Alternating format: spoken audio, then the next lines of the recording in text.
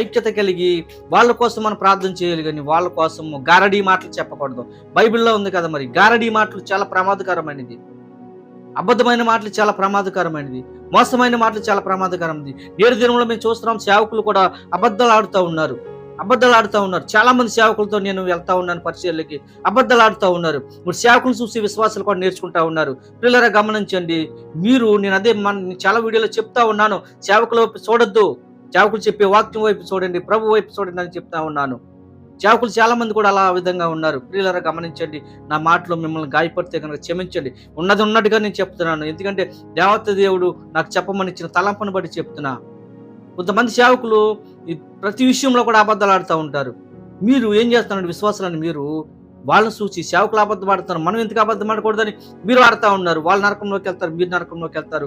అదే పొజిషన్ నేను ఉంటే కూడా నేను కూడా నరకంలోకి పోతా ఉంటాను. ప్రియులారా గమనించండి.